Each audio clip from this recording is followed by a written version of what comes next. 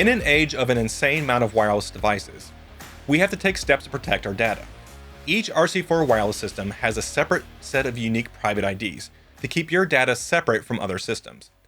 Each private ID will handle one separate DMX universe. If you need multiple universes in your space, you can use multiple private IDs to allow for multiple wireless systems to operate at one time. For example, I recently designed a production of Into the Woods at the Utah Festival Opera and Musical Theater. The costume designer Mallory Peruka and I decided that we wanted to pixel map the ugly witch's dress to express her emotions and her magical abilities. We also had wireless pixel mapping built into her staff. In total, we needed 3 DMX universes of pixel mapping and another for regular wireless dimming. We used our 3 private IDs for the pixel mapping, plus the public ID for the wireless dimming to give us the most flexibility that we needed. This project and pixel mapping will be discussed and covered in another video. You can find the Ugly Witch video in the top corner. We also have a series of in-depth videos on how to set up and use the DMX Pix units.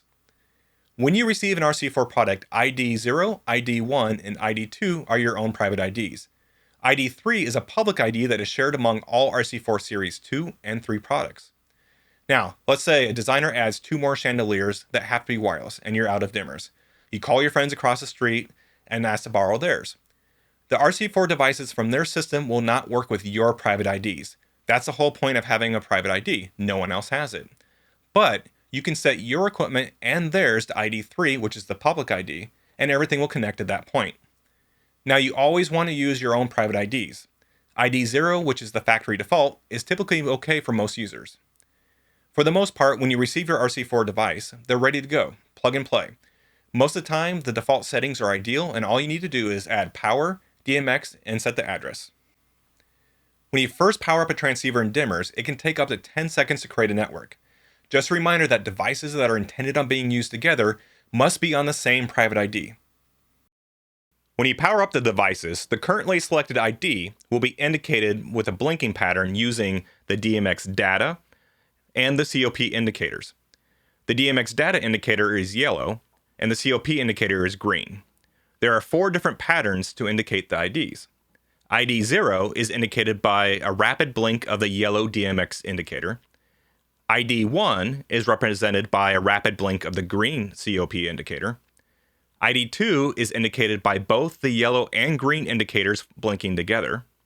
And ID 3 is indicated by the yellow and green indicators blinking alternately.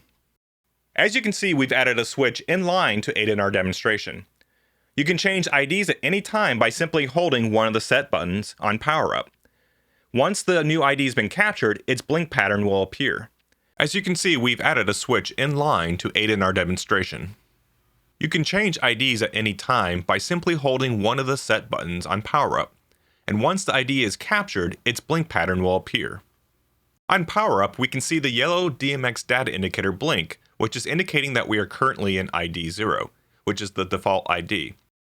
Now let's change to ID 1 by holding the Set B button on power up. Completion, we should see the green COP indicator blinking, confirming ID 1. To select ID 2, hold the Set C button on power up. You should see the yellow and green indicators blinking together, confirming that we are in ID 2. To select the public ID, ID 3, hold the D button on power up. You should see the yellow data and green COP indicators alternating, confirming that we are in ID 3, the public ID. Now let's put ourselves back into the default ID 0 by pressing Set A on power up, and we'll see the yellow DMX data indicator blink rapidly, confirming that we are back in the default ID, ID 0. Setting IDs on the DMX-IO transceiver works exactly the same way we just did on the DMX4 DIMM. After the devices are powered up, the DMX data and RF Connect indicators will provide you with various information. As expected, when DMX data is present, the yellow DMX data indicator will flash. On DMX-IO transceivers, when in transmitter mode, the blue RF Connect indicator will blink slowly, showing that a wireless connection has been formed. When your DMX4 DIMM is searching for a wireless connection, the RF Connect indicator remains solid and not blinking. Once it has found its connection, it will blink continuously while your dimmer is connected.